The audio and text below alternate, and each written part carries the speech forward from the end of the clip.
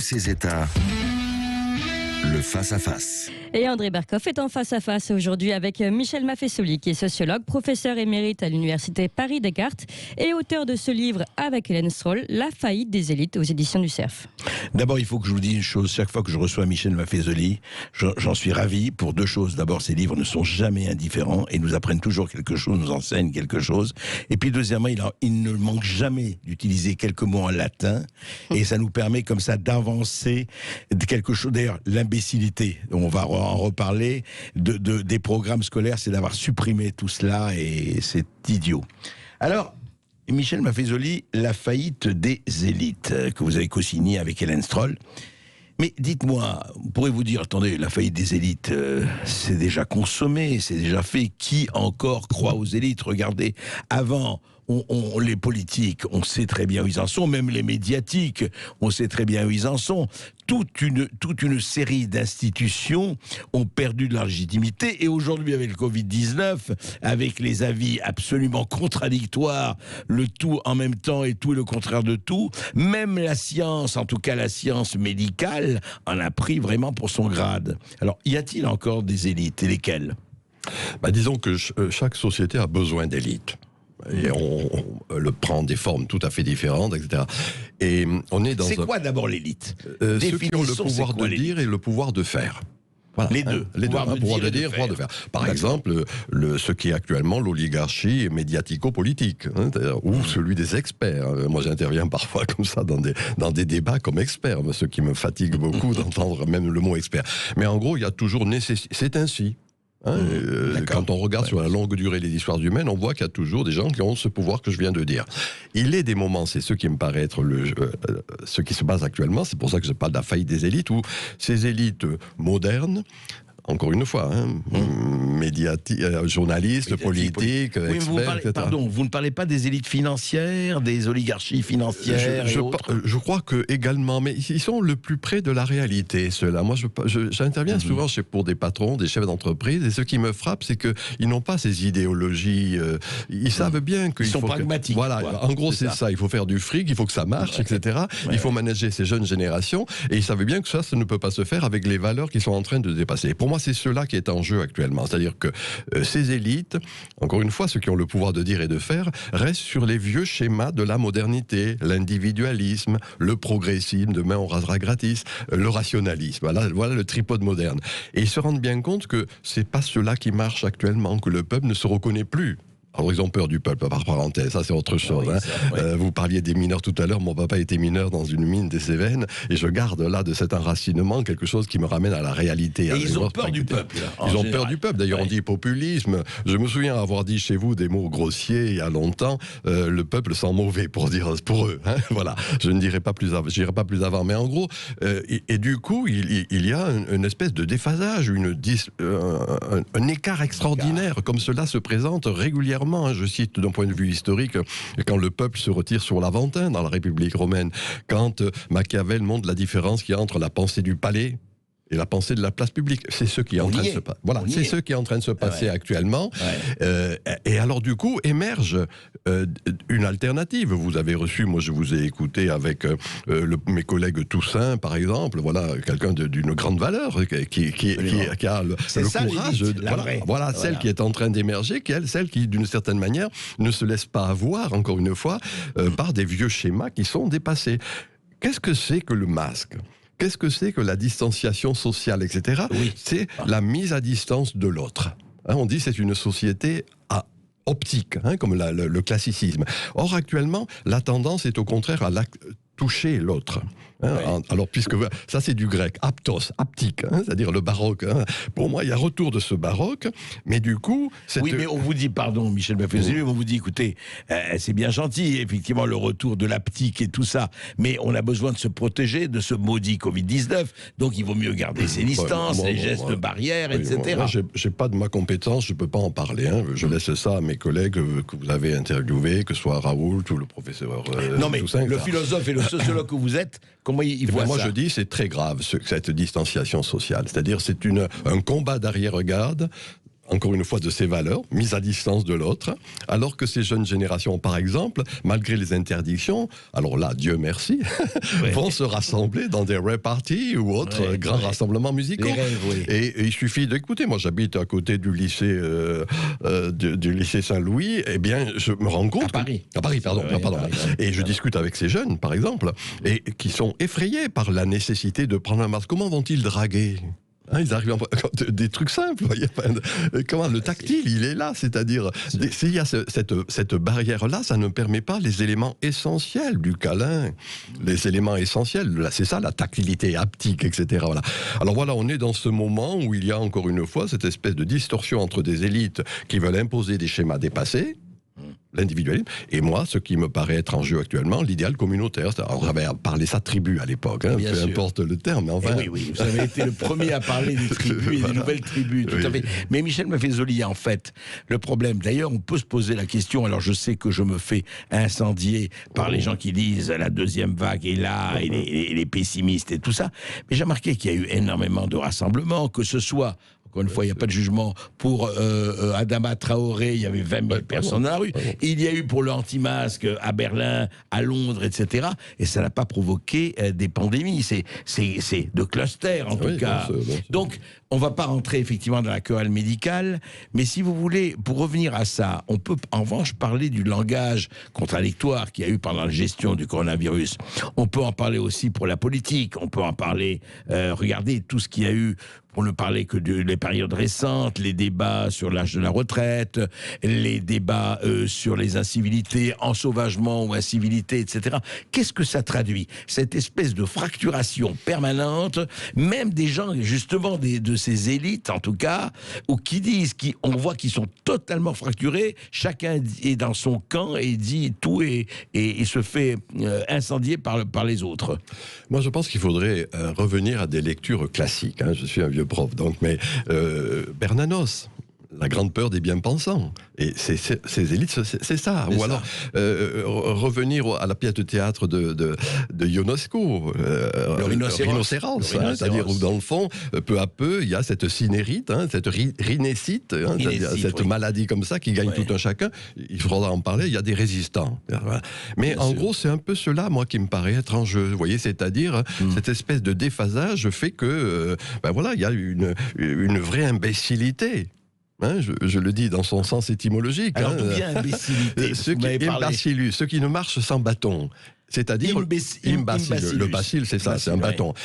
Les vrais imbéciles, c'est encore une fois les ministres, ces présidents qui sont au pouvoir, qui marchent sans le bâton du bon sens et de la droite raison réunie, dit Descartes. Et le bon sens et la droite raison réunie, la droite raison, on le voit encore une fois, Dieu merci, chez certains de nos collègues, des médecins, etc. J'ai cité, et vous l'avez interviewé, Toussaint. C'est cet anthropologue Jean-Dominique Michel qui écrit des choses passionnantes. Nous avons reçu, passionnantes, etc. Voilà. Ce pour dire que, il y a un décalage. En même temps, moi, je vous rends attentif à quelque chose. Je vais publier dans quelques semaines un petit livre qui s'appellera L'ère des soulèvements. Et je pense qu'il va y avoir des soulèvements multiples et divers qui sont en quelque sorte la réponse à cette espèce d'asepsie de la vie sociale. Cette élite veut aseptiser la vie sociale, ne plus fumer, ne plus rentrer en contact avec l'autre, etc. Et du coup, la société... Ne plus voir sa famille, ne plus voir par ses exemple, parents, c'est scandaleux. Et cela fait que la société va ressembler à un hôpital où vous rentrez pour vous faire soigner un bras cassé et vous sortez avec une maladie nosocomiale. C'est quoi la maladie nosocomiale ? C'est la violence, cet ensauvagement. Moi, je suis le premier à avoir parlé de mot ensauvagement dans l'an 2000, dans mon essai sur la violence à l'époque. C'est vrai, il y a 20 ans. En montrant tout simplement que si vous ne savez pas ritualiser, homéopathiser, catharsiser, si je le dis comme Aristote, c'est-à-dire se purger de la violence, elle devient perverse. Et c'est la violence que l'on voit dans la banlieue, le 93 ou autre. 120 agressions au couteau par exemple. Vous comprenez ce que je veux dire ? C'est-à-dire que si on aseptise par trop, ça sort d'une manière perverse. Là encore du latin. Pervia, c'est prendre des voies détournées. Vous voyez. Alors voilà un peu, moi, ce qui me paraît étrange. Mais alors justement, juste pour parler de soulèvement, soulèvement. Vous pensez que la politique des élites aujourd'hui, enfin des élites existantes, c'est surtout qu'ils ont, comme vous, conscience de possibles soulèvements et qui font tout, mais par des voies détournées, justement, pour les éviter ou pas? Ou au contraire, ils les précipitent par leur comportement et leur action présente? Bon, d'abord, d'une manière inconsciente, ces élites ont peur. Ils savent qu'ils sont en déshérence, que c'est fini. Que leurs valeurs ne marcheront plus. Ils savent que c'est fini. Oui. Voilà. Et du coup, ils favorisent une stratégie de la peur. Quand j'ai peur, je favorise une stratégie de la peur, en quelque sorte. Voilà. Et c'est cela qui fait qu'il y a un décalage, et c'est ce qui fait qu'ils sentent bien que alors, soulèvement, insurrection, révolte, c'est plus des révolutions, vous voyez, c'est plus le truc programmatique avec des partis politiques qui décident ce que devra être la société de demain, mais là, au contraire, une multiplication de manifestations. Vous voyez, je dis que notre société, c'est un peu un lac étal. Ça bouge pas, et en dessous, ça grouille. Et les lacs de montagne, c'est ça. Et de temps en temps, des grandes bulles d'explosion avec des métastases, ça cesse et ça reprend. Voilà mon hypothèse. Et vous pensez que c'est dans un avenir proche, cela? Bon, là, moi, non, mais je vous demande pas faire la voyante. Voilà. C'est moi déjà, on m'a accusé beaucoup de choses de ce point de vue. Non. Mais non, je peux pas le dire. Moi, je considère que ça pète. Ça va péter de temps en temps. J'ai bien dit, des moments, des espèces d'explosions ponctuelles. C'est-à-dire qui peuvent être très violentes et cesser non moins rapidement. Il faut être attentif. Ce qui s'est passé avec le mouvement des Gilets jaunes en est une expression, voyez, etc.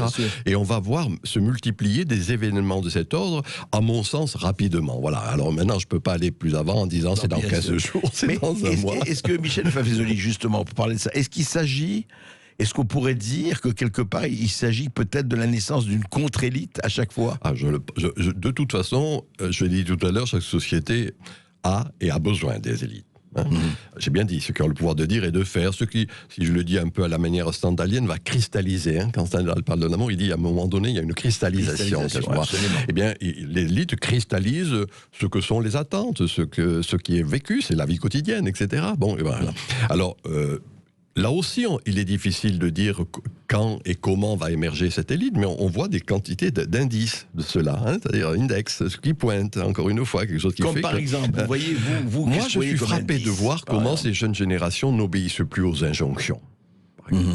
Celle la danse macabre, le mascarade actuelle, etc. Le faux.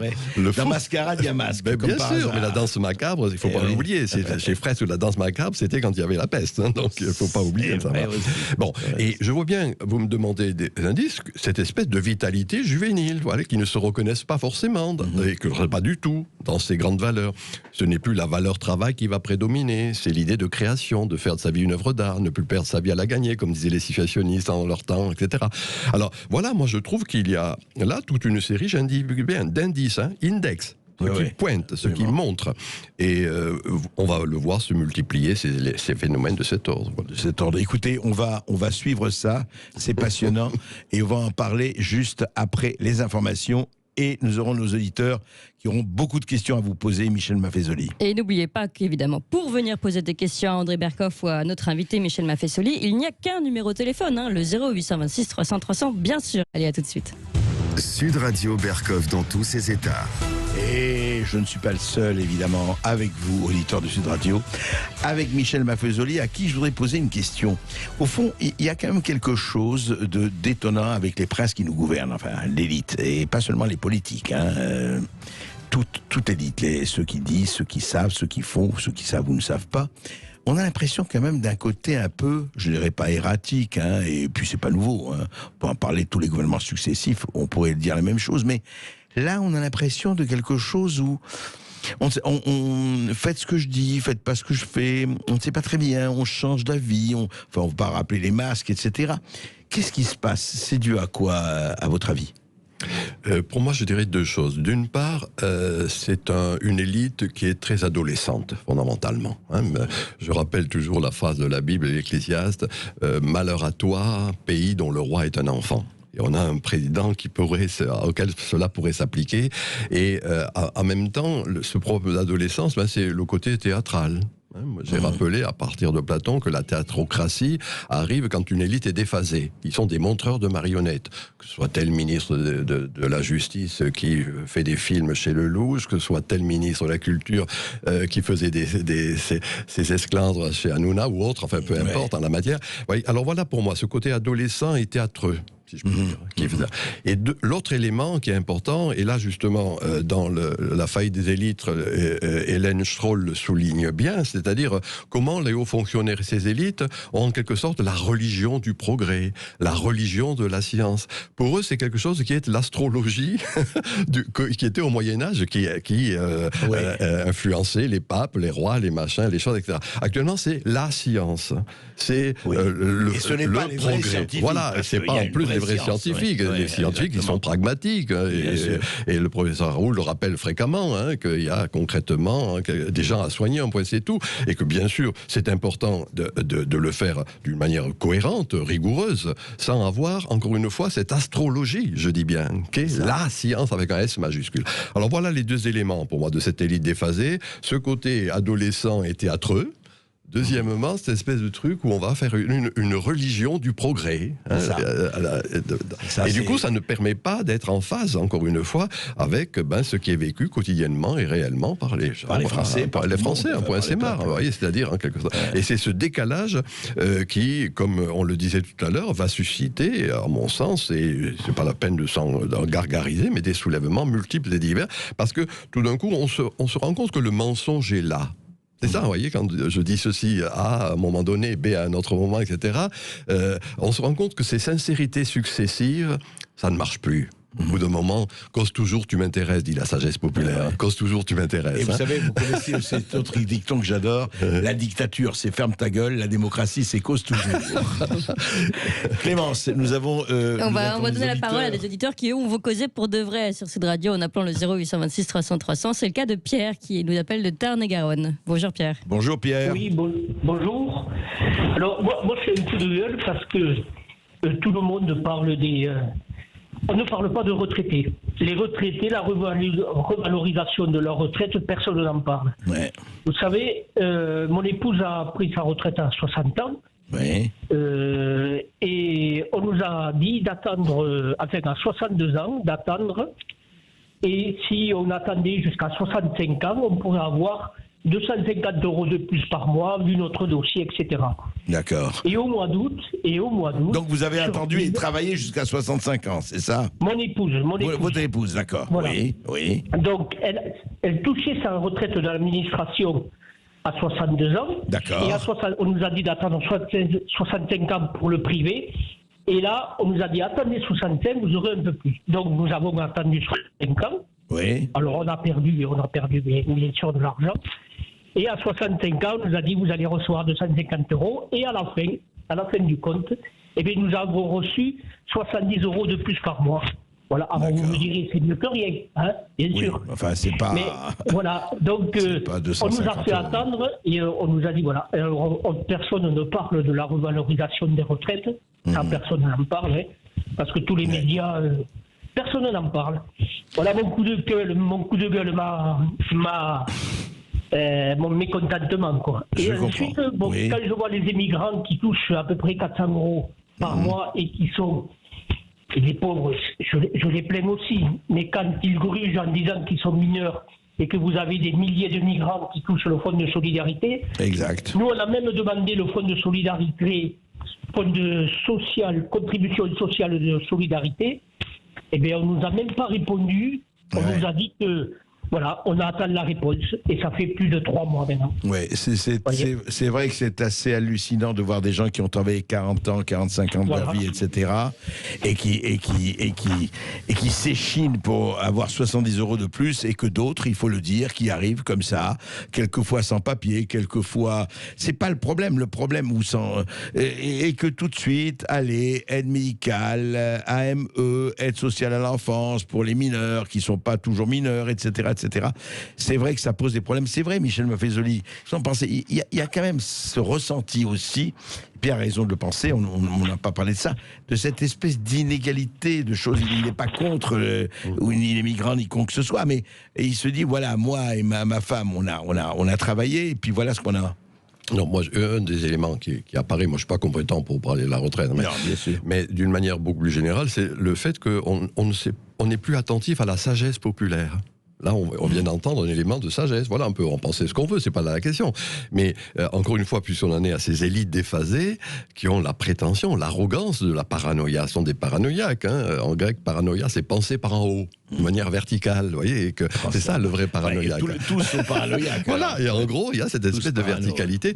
Ce qui leur interdit, ils ne savent pas écouter cette sagesse populaire, celle de la vie de tous les jours. Non, mais ils ne le voient pas. Ils ne le voient pas. Ils ne savent pas l'entendre. Qui attend 250 € par mois, ils ne le voient pas. La banalité de la vie quotidienne, moi ça a été mon travail pendant de longues années dans mon centre de recherche à la Sorbonne, c'était de dire attention, c'est là que se passe la vraie vie, dans la banalité, dans la vie quotidienne. Et là actuellement, les hauts fonctionnaires, je l'ai dit tout à l'heure, et Hélène Stroll qui est haut fonctionnaire a bien analysé ce qui s'était passé, c'est-à-dire qu'elle le connaît bien de l'intérieur, ont ce côté désincarné. C'est-à-dire abstrait.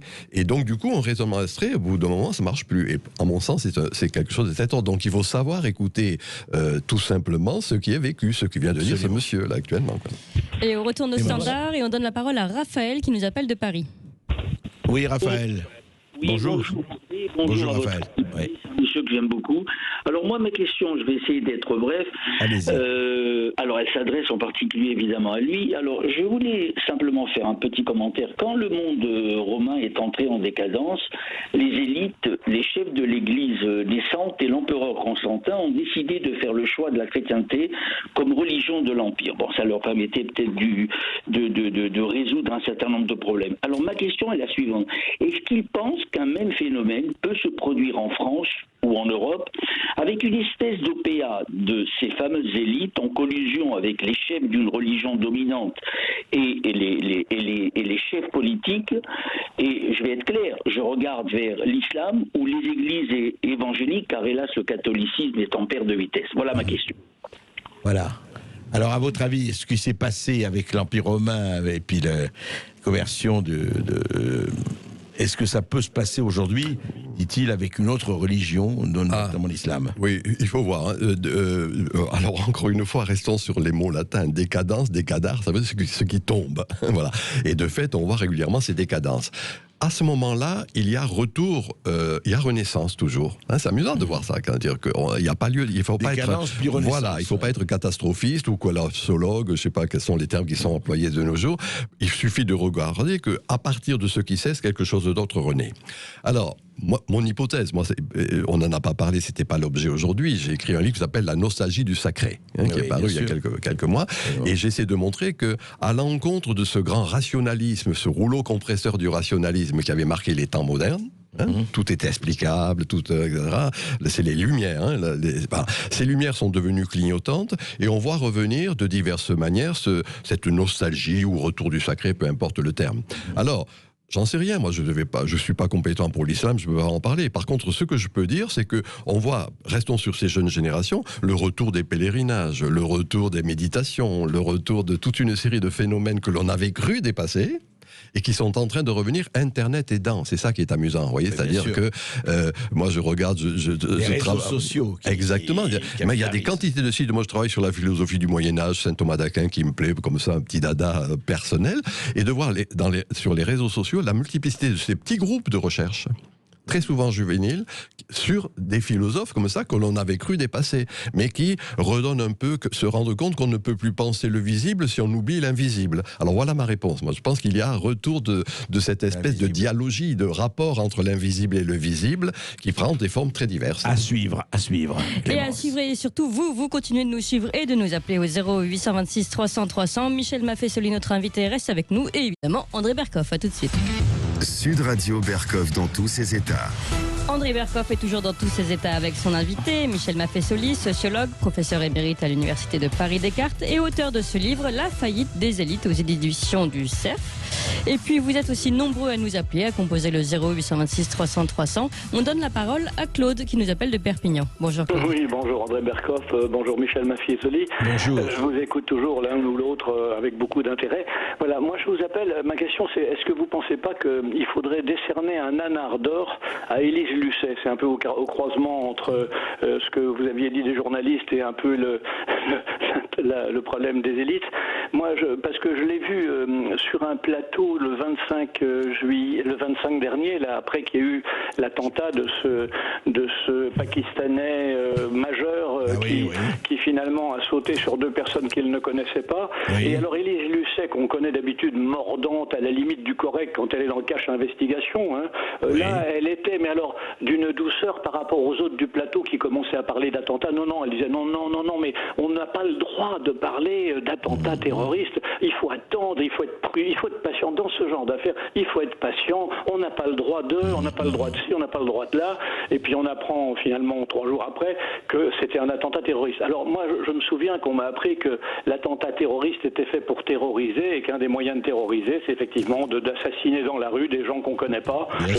Donc par définition, même s'il n'était pas d'origine islamique, c'était un attentat terroriste. Alors en plus, il se trouve qu'il est majeur, il se trouve qu'il a... Moi je dis qu'elle mériterait quand même un nanar d'or rien que pour ça, quoi, franchement. Oui. Écoutez, je n'ai pas vu, alors Michel Maffezoli non plus, on n'a pas vu c'était sur un plateau d'une chaîne d'infos en continu, elle était sur un plateau avec d'autres, mais c'était pas son émission, elle était là comme témoin.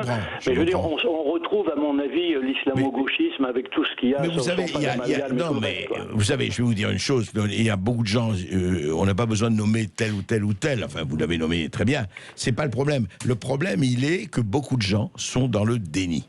Ils ne veulent pas avoir ça. Ils ne veulent pas, beaucoup de gens d'ailleurs, pas seulement des journalistes, des médiatiques, des intellectuels, des politiques, etc. Ils ne veulent pas le voir, et ça fait des années, hein, c'est pas nouveau. C'est la trahison des élites.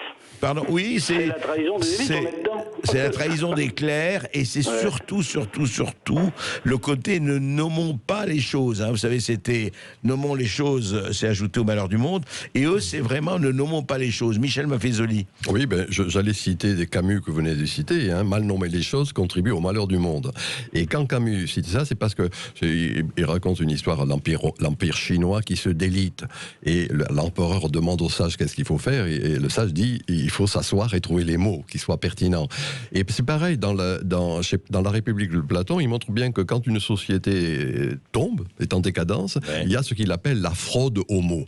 Et de fait, la plupart, encore une fois, de ces élites ne veulent pas nommer. Vous voyez, c'est-à-dire qu'ils restent sur ils ne veulent pas nommer parce qu'ils ne veulent pas voir. Exactement. C'est ça. Vous voyez ce que disait Claude. Mais ils veulent pas. Ils disent mais non, ça n'existe pas. Vous avez vu d'ailleurs, et ça va très loin. C'est pas seulement les élites. Moi, je suis très frappé par une chose, et c'est là où ça va plus loin encore. C'est qu'à chaque fois qu'il y a une chose comme ça, regardez l'entourage. Il dit mais comment on comprend pas? C'est un garçon charmant. Les voisins, on les connaît. C'est un garçon charmant, mais il n'a jamais fait mal une mouche. Il était là, on le connaissait. Ça, c'est une antienne qui revient absolument fréquemment. Vous voyez que c'est le processus. Vous l'avez dit à juste titre. Il faut rentrer le processus de dénégation, de dénégation. La dénégation, c'est qu'on ne veut pas voir ce qui crève les yeux. Voilà, ce qui est là. Oui, Claude, allez-y. Oui, un mot de plus. Moi, j'avais lu en 1979 le livre d'Emmanuel Todd, Le fou et le prolétaire. Et je me souviens que dans son approche, il expliquait la possible montée de ces totalitarismes assassins par la montée une petite montée du taux de maladie mentale parmi les élites. Et moi, je dis qu'aujourd'hui, j'ai vraiment les jetons, quoi. Oui, mais il n'y a pas que les élites, encore une fois. Moi, je suis frappé quand même par la surdité ou l'aveuglement, il faut le dire, de l'entourage. Enfin, quand je dis d'entourage, pardon.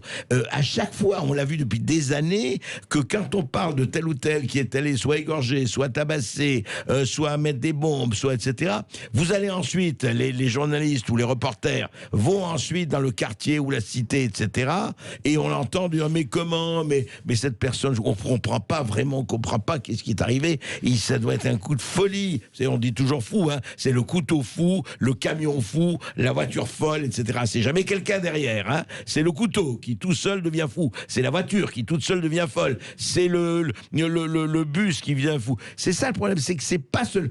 Et malheureusement, inquiétamment, Claude, c'est pas seulement les élites, hein.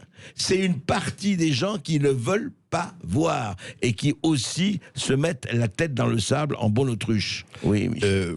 Une partie, parce qu'il ne faut pas oublier tout de même, hein, si on prend l'image du rhinocéros de Ionesco, hein, il y a cette espèce de maladie qui se répand, la rhinocérite, et en même temps, il y a celui qui va résister. et qui ne va pas prendre l'apparence du rhinocéros. Alors moi, je suis plus attentif au verre à moitié plein qu'au verre à moitié vide par rapport à vous. C'est votre optimisme, ça. Mais non, c'est mon réalisme. Mon réalisme. C'est-à-dire, je constate ce qui est, et je ne peux pas m'empêcher de dire que, bien sûr, la plupart portent les masques. Moi, je ne porte pas le masque dans les rues de Paris, pour tout vous dire. Vous ne le portez pas du tout? Non, jamais. Je l'ai dans la poche pour éviter, bien sûr, mais enfin, je ne le porte pas, et je me rends compte qu'il y a de plus en plus de personnes et tout âge confondu, vous voyez. Ouais. Donc, je suis attentif au fait qu'il y ait quand même des formes de résistance. Voilà. Très bien. Clémence. Et on résiste aussi à Sud Radio en nous appelant au 0826 300 300. C'est le cas de Julien qui nous appelle du Val-de-Marne. Bonjour Julien. Oui, bonjour. Bonjour André Berkov, bonjour Michel Maffesoli, un plaisir de vous entendre. Moi je voulais revenir sur ce que vous disiez André en début d'émission par rapport aux médias. Ouais. Parce que, bon, on oublie quand même souvent que les médias c'est le quatrième pouvoir.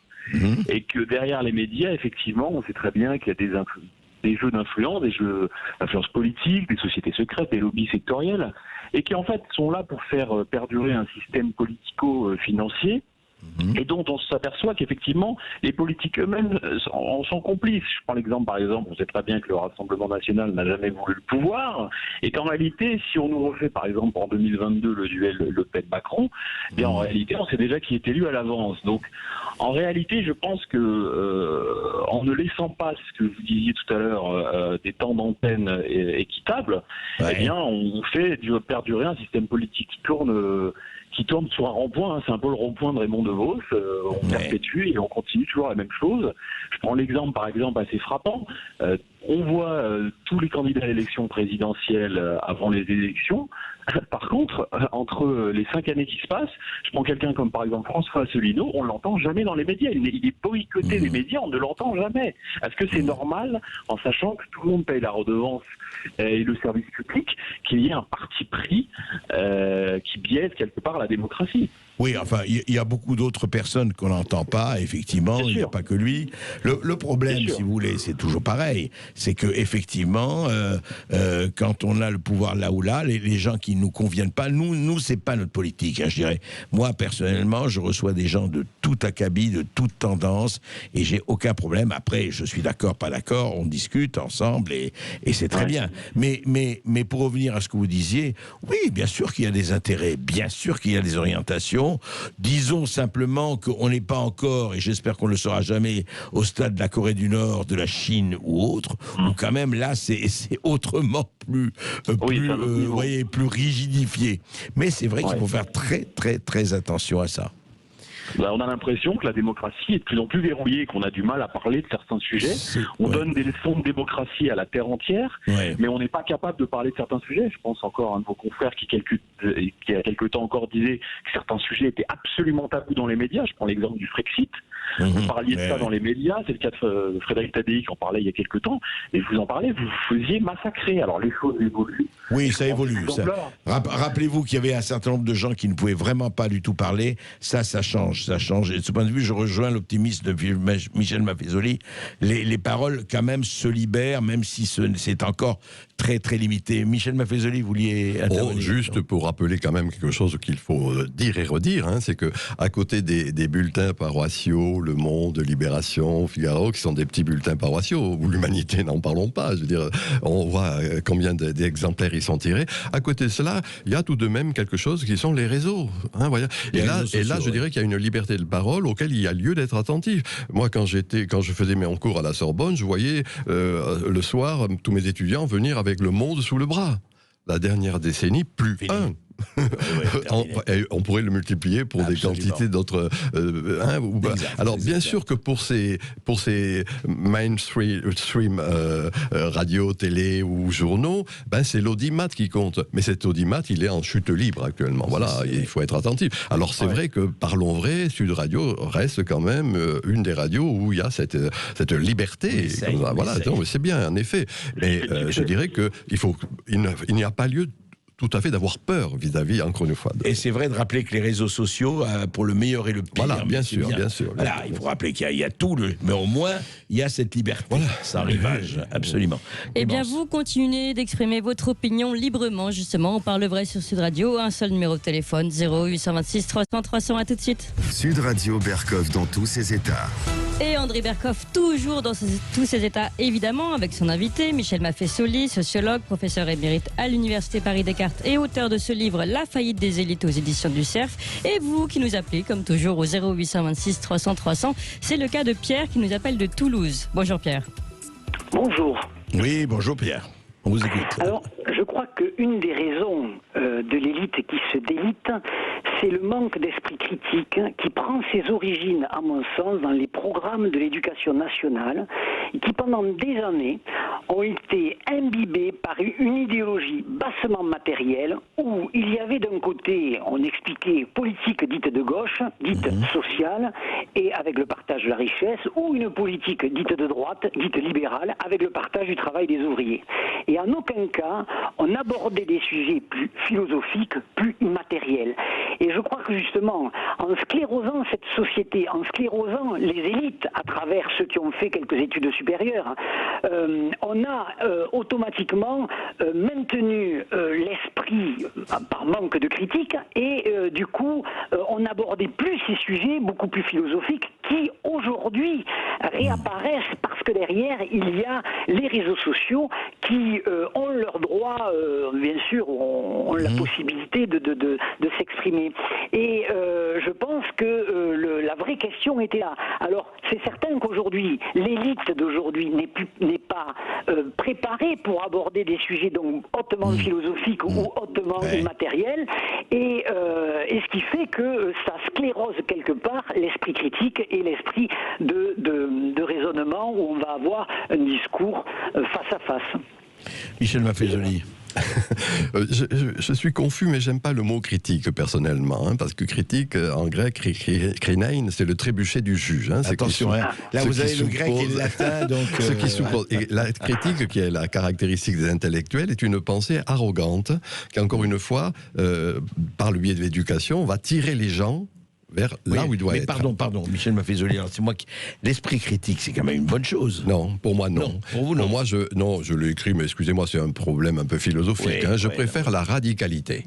La radicalité, Jean Baudrillard nous l'avait appris, c'est-à-dire revenir à la racine des choses. Alors, parlons de radicalité. Alors, la radicalité, monsieur, vous avez raison, la radicalité, c'est le retour de cet immatériel. Je disais tout à l'heure, on ne peut comprendre le visible qu'à partir de l'invisible. C'est ça que j'appelle, moi, la nostalgie du sacré qui est en train de revenir, qui prend des formes multiples, pour le meilleur et pour le pire. Soyons clairs, là aussi, bien évidemment, quelque chose renaît, il y a cet aspect-là.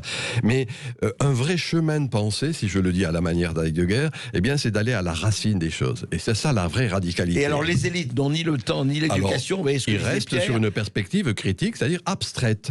Alors que la vraie radicalité, si je me fais bien comprendre, c'est revenir à la racine, c'est-à-dire à ce qui est vécu quotidiennement. Donc vous voulez dire qu'ils sont décollés, désincarnés, des abstraits, l'abstraction par excellence, alors que dans le fond, il y a lieu à revenir à cette idée de réalisme. Le réalisme, c'est ce que dit saint Thomas d'Aquin, il n'y a rien dans l'intellect qui n'ait d'abord été dans l'essence. Voyez. Et je pense ça, c'est le réalisme contre l'abstraction purement critique, purement rationnelle, purement rationaliste. Et ce réalisme, je dis saint Thomas d'Aquin, c'est Aristote, il y a des grands penseurs qui ont montré qu'il y avait cette espèce de conjonction entre le corps et l'esprit, alors que le rationalisme avait séparé le corps, l'esprit, la nature, la culture, etc. Et on voit bien qu'il y a actuellement une forme de conjonction. Alors si on le dit en termes un peu plus savants, c'est ce qu'on appelle une conception holistique. Oui, mais alors justement, pour revenir sur Terre un peu, Michel Maffesoli, il serait pas... Non, est-ce que ce n'est pas aussi qu'ils n'ont pas eu le temps, qu'ils n'ont pas été éduqués à ça? C'est-à-dire que, revenons sans refaire encore le couplet sur l'énarchie et les grands corps et compagnie, mais on a l'impression que les grands corps, justement, ils ne sont pas du tout incarnés, ces grands corps. Tout simplement, je le disais tout à l'heure, ils sont restés sur ces valeurs des Lumières, les valeurs modernes, c'est-à-dire uniquement la raison. Alors que je dis bien, il y a aussi l'essence. Moi, j'ai écrit un livre qui s'appelle « Éloge de la raison sensible ». Vous voyez, pour montrer la conjonction, et que là où on avait séparé, fait la coupure, la séparation, eh bien c'est en train de revenir. Alors on dit holistique, entièreté de l'être, encore une fois, c'est-à-dire l'esprit et le corps. Et ces jeunes générations, il y a ce que j'appelle moi un corporisme mystique, un matérialisme spirituel. On pourrait trouver d'autres oxymores du même ordre. Alors, je ne dis pas que vous allez vite en besogne, mais tout le problème est ça, qui va triompher je dirais, les carriéristes, mais c'est pas spécialement péjoratif. Dans une société difficile, où vous connaissez les difficultés économiques, etc., qu'il y a, est-ce que les gens vont pas se dire quand même, oui, mais attendez, nous maintenant, il faut quand même qu'on fasse notre trou, et c'est pas le moment de faire justement des soulèvements, ou même des unités mystiques, on a besoin de gagner notre vie, qu'est-ce qu'on fait? Est-ce qu'il n'y a pas ce constat que je ne me réjouis pas, hein? Oui, non, ce qui était frappant sur les ronds-points, des gilets jaunes, par exemple, ce qui est en train de se passer dans les réseaux sociaux, c'est le retour de ces éléments. Solidarité, générosité, partage. Je prends un terme. La colocation, le covoiturage, le coworking. C'est le cum. Latin, avec, encore du latin, excusez-moi, c'est avec. Et donc, voilà, moi je pense que voilà ce qu'est, je dirais, le roi clandestin de l'époque actuellement, c'est-à-dire la nappe phréatique, ce qui est en dessous, que les élites ne savent pas voir, ces formes de solidarité, de partage, sous ces divers. Et cela, voilà, peut-être qu'on me dit optimiste, j'en sais rien, mais disons que très concrètement, au niveau dans mon petit village chez Vénov, je vois bien ces formes d'entraide. J'entends encore une fois une voisine qui n'a pas de boulot et la voisine qui a une petite retraite dit tu viendras manger chez nous. Des petits trucs ridicules, de rien du tout, mais qui n'en sont pas moins importants. C'est ça la vie quotidienne. Alors voilà, c'est en ce sens, moi, que je dis revenir à la radicalité. Et la radicalité, c'est la conjonction là où on avait séparé la nature et la culture, le corps et l'esprit. Allez, on va aller respirer le bon air de Normandie avec Jean-Luc. Bonjour Jean-Luc. Bonjour. Bonjour André, bonjour à votre invité, monsieur Maffesoli. Oui, bonjour Jean-Luc. Moi, j'appelais en début de son intervention, il suggérait, enfin, je sais pas si on peut dire suggérer, mais il avait à moitié peur qu'il y ait des mouvements de révolte, on va dire sporadiques. Oui. Et je crois que... Il n'avait pas peur, il n'avait pas peur, je ne dis pas qu'il les sollicitait, mais il les voyait venir. Oui, mais je pense que oui, il a raison de les voir venir, parce qu'ils sont en train d'arriver. Ouais. Moi, ce qui me fait un tout petit peu peur, c'est que ces mouvements-là, justement, comme ceux des Gilets jaunes il y a très peu de temps, c'est des mouvements que cette oligarchie attend. Et ils veulent, je crois, réprimer ça de façon ultra violente pour vraiment finir de mettre à genoux tout le monde. Ah oui, vous pensez que, en fait, dès qu'il y aurait un soulèvement quelconque, de quelque nature qu'il soit, il sera très vite réprimé pour vous? Ouais, il n'y a qu'à voir, pendant le confinement, le premier confinement, alors qu'on manquait de masques, alors qu'on manquait de tout un tas de choses, ils ont quand même acheté pour près de 12 millions d'euros de gaz lacrymogène. Moi je sais pas, mais quand on a 12 millions d'euros de gaz lacrymogène au lieu de mettre des masques, il y a quelque chose qui m'échappe. Pourquoi on le fait comme ça, je sais pas. En plus de ça, le gaz lacrymo, où on est quasiment un des derniers pays de notre Europe à les utiliser, alors que tous les autres ont reconnu leur toxicité à long terme. C'est vrai. Non, c'est intéressant. En fait, par rapport au soulèvement... Ça fait un petit peu peur. Et du coup, c'est pour ça que je voulais un petit peu débattre avec votre invité. Très bien. Il va vous répondre. Non, vous avez été très clair. Oui. En fait, ce qu'il dit, c'est voilà, soulèvement, oui, mais est-ce qu'il n'y a pas volonté de répression qui sera là en permanence de la part des élites? Bien sûr, ça c'est toujours le propre du pouvoir d'essayer en quelque sorte. Écoutez, voilà. Alors tout d'abord, une précaution. Moi, je ne suis pas, je suis un voyeur, donc je constate un certain nombre de choses. Voilà. Non, je dis voyeur. Le voyeur peut être voyant. Donc, de ce point de vue, mon travail est de constater un certain nombre de choses. Je ne sais pas si c'est bien, si c'est mal. Je tiens à le préciser. Alors, sur le fond de votre remarque, comment dire, le mot qui me vient à l'esprit, c'est l'idée de quand il y a une saturation de quelque chose, le dernier grain de sel ou de sucre fait que le verre d'eau est saturé. Et à ce moment-là, qui fait déborder le voilà, vase. la goutte d'eau qui fait déborder le vase, on va trouver des quantités d'expressions. C'est un sociologue américain qui s'appelle Sorokin qui montre le processus de saturation. Jusqu'au dernier moment, on ne voit pas que le verre d'eau est saturé. Et puis tout d'un coup, paf, il est saturé à partir de ce dernier grain de sel ou de sucre, je ne m'en souviens pas. Et donc c'est un peu ce qui me paraît être en jeu actuellement. Certes, vous avez raison. Il est certain que le pouvoir, c'est son métier. Pas tenter, en quelque sorte, d'éradiquer cette... bien évidemment. Mais à un moment donné, vous voyez, ben, ce pouvoir n'est plus efficace. Vous voyez, ma distinction, personnellement, c'est qu'il y a le pouvoir et la puissance. Le pouvoir, c'est institué. La puissance vient du bas, vient du peuple. Hein. Toute l'autorité, dit saint Thomas d'Aquin, omnis autoritas a populo. Toute l'autorité vient du peuple. Et à un moment donné, cette autorité du peuple se manifeste, quelle que soit l'attitude du pouvoir pour réguler ou mais pour Michel freiner. Maffezoli, la vraie question, je sais qu'après vous allez nous quitter, et c'est très bien que ça y aille. Y a-t-il encore un peuple? Alors là, voilà, moi je suis de ceux qui ont écrit et qui continueront d'écrire en quelque sorte sur cette sagesse populaire, sur cette espèce de réalité que l'on ne veut pas voir. Hein, c'est certain que les élites, encore une fois, l'oligarchie médiatico-politique ne veut pas voir, mais je dis bien, ça crève les yeux. Et il va y avoir des quantités de manifestations. C'est intéressant de voir qu'actuellement, on va parler toujours du populisme. Encore une fois, avec une attitude de mépris fondamental vis-à-vis de ce qui est, qu'on le veuille ou non, l'essentiel de la société. C'est tout l'essentiel, si je dis en termes philosophiques, de l'être ensemble. Hein, voilà. Et ce peuple-là, alors appelons-le comme on veut, moi je m'en fous, hein, disons que ce peuple-là, il est là, il se fait entendre et il se fera entendre. On retourne au standard et on donne la parole à Christian qui nous appelle de Dordogne. Bonjour Christian. Bonjour Christian. Bonjour, merci de prendre mon appel. Je suis assez surpris d'intervenir comme ça sur une radio en direct. Ah oui. Ça tout se fait. Possible. Tout arrive. Tout arrive. Tout est possible en l'an 2000. Eh bien, écoutez, j'apprécie beaucoup votre émission, notamment le philosophe invité ce jour, que j'avoue je ne connais pas. Et par contre, le sujet m'intéresse beaucoup. Oui. C'est à partir de quand on est une élite et qui est-ce qu'on peut... effectivement, tout à l'heure, vous avez répondu, monsieur, j'ai noté votre nom, mais je suis encore désolé. Michel Maffezoli. Voilà. Je suis désolé. Vous nous avez rappelé ce que c'était une élite. C'était effectivement les gens qui avaient le pouvoir de dire et de faire, c'est ça. De décider de faire. Voilà. Et nous-mêmes tous, moi je prends une tronçonneuse, je coupe un arbre, je suis donc une élite, j'en sais rien. Je décide et je fais. En fin de compte, ça c'est juste une parenthèse.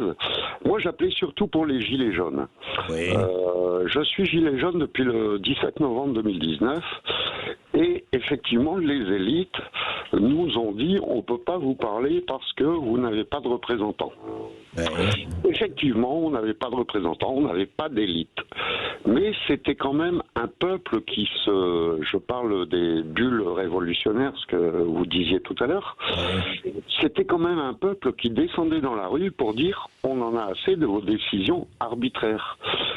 Certes, c'était sur la taxe gasoil, mais on pourrait parler des factures d'électricité, on pourrait parler des factures d'eau, là c'est du factuel, et tout le monde le connaît, ce problème-là, tout le monde le connaît. Et quand on nous a dit vous n'avez pas de représentant légal ou de porte-parole, c'était aux élites d'entendre 70% des Français qui étaient d'accord avec ce qu'on disait, de réagir. Et aujourd'hui, les réactions, il n'y en a pas eu. Les élites, proprement dites, ce qu'on appelle une élite, moi je ne sais toujours pas ce que c'est qu'une élite, mais comment se fait-il qu'ils n'ont pas réagi, qu'ils n'ont pas vu un peuple qui crevait de faim au travail? C'est ce qui me désole.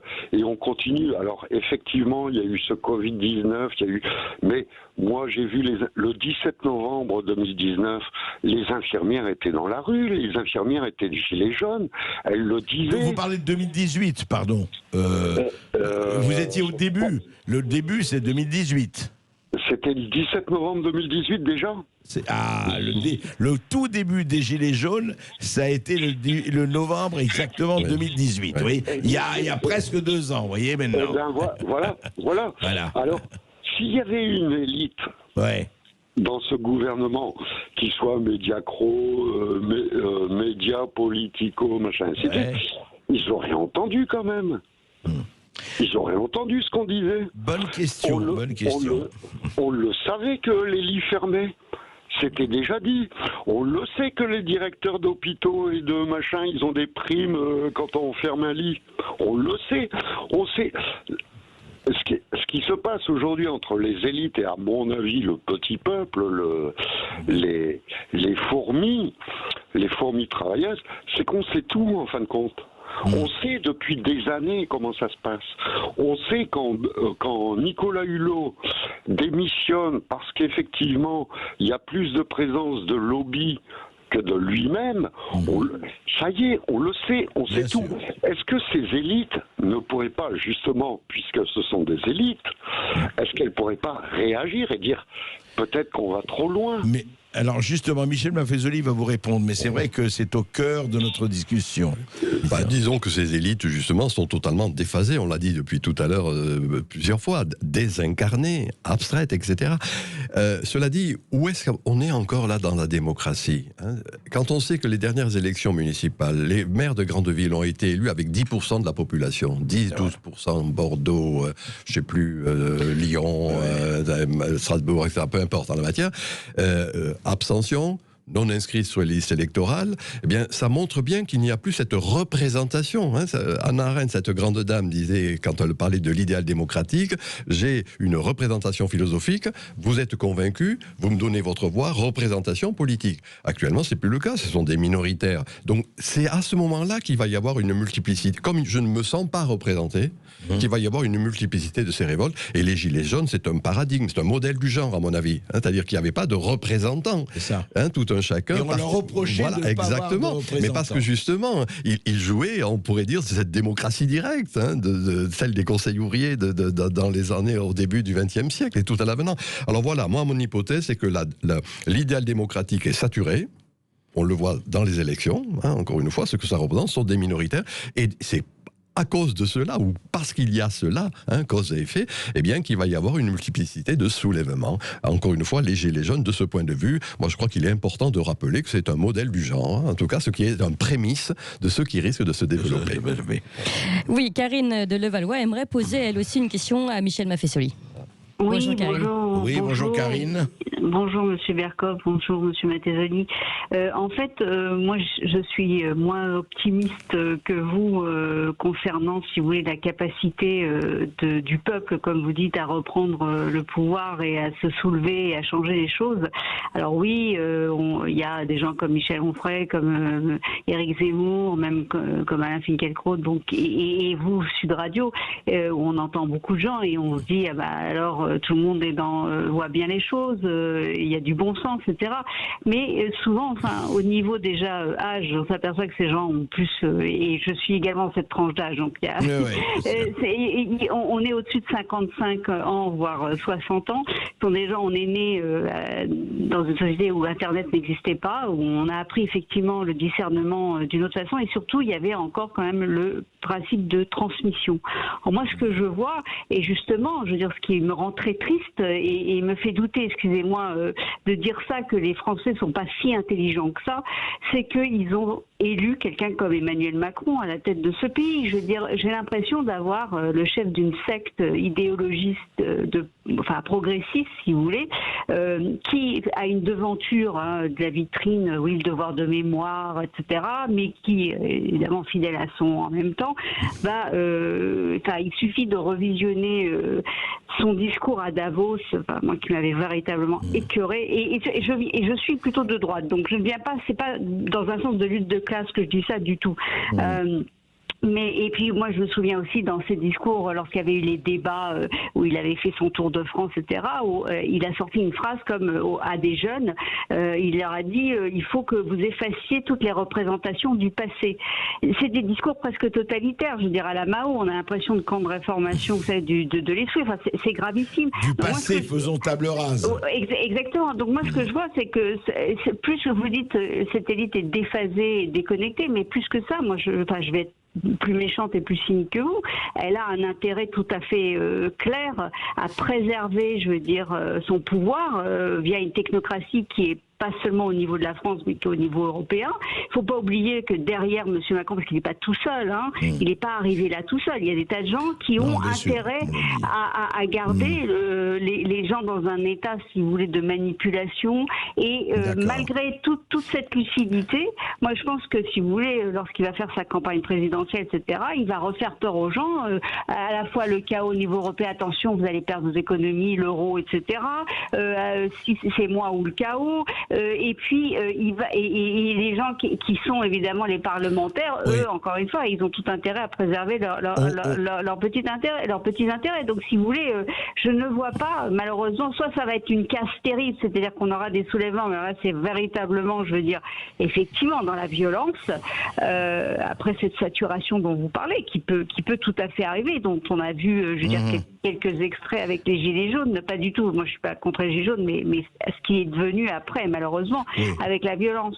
Donc moi je crois qu'il y a une emprise de la technocratie, si vous voulez, enfin de cette secte, parce que c'est véritablement une secte. Quand vous voyez le niveau intellectuel de certains parlementaires, je vous arrête parce qu'on a bien entendu votre propos et parce que effectivement notre émission est en train d'arriver et nous avons beaucoup de gens qui nous attendent, mais j'aimerais que justement Michel Maffezoli, et vous avez eu de très bons arguments. En fait, en 2 mots, elle dit attendez, la technostructure, etc., va gagner. Il peut y avoir des choses, mais nous sommes, nous, d'une génération qui avons encore le sens de la transmission, mais après, est-ce que les gens sont là ?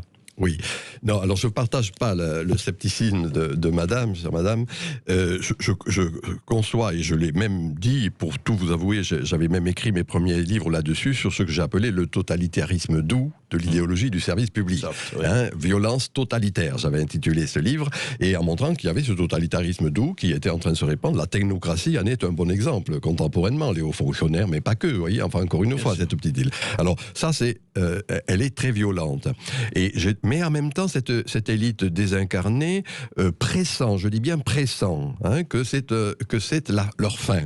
Et du coup, les combats d'arrière-garde sont les plus sanglants. On pressent qu'on a perdu et du coup, on tue. Alors, métaphoriquement, en la matière, mais dans le fond, c'est un peu cela. Or, il se trouve, moi je vous y rends attentif, à cette espèce de vitalisme, de vitalité des jeunes générations. On le passe sous silence. Mais encore une fois, sur les réseaux... On ne voit pas. Et non, parce qu'ils ne rentrent pas dans l'institution. Ils sont instituants, ils ne sont pas institués. Et donc, c'est en train de pousser, et je dis bien, au bout d'un moment, il y a saturation. Alors, à ce moment-là, vous voyez, il y a 2 mots. On ne peut plus parler d'éducation. Éducation, c'est que moi je sais, toi tu sais pas, je te tire. Educare. Il y a actuellement, réseaux sociaux aidant, le retour de l'initiation. L'initiation, c'est précisément faire ressortir le trésor qui est là. Eh bien, d'une certaine manière, ces jeunes générations ne reconnaissent plus le pédagogue, l'éducateur, et en même temps, ils partagent du savoir, ils partagent des formes de connaissances, et c'est cela qui va amener les soulèvements à venir. Ainsi soit-il. Merci beaucoup en tout cas Michel Maffezoli, auteur de ce livre, La faillite des élites aux éditions du Cerf. Et puis vous, continuez de nous appeler, et on se retrouve juste après cela.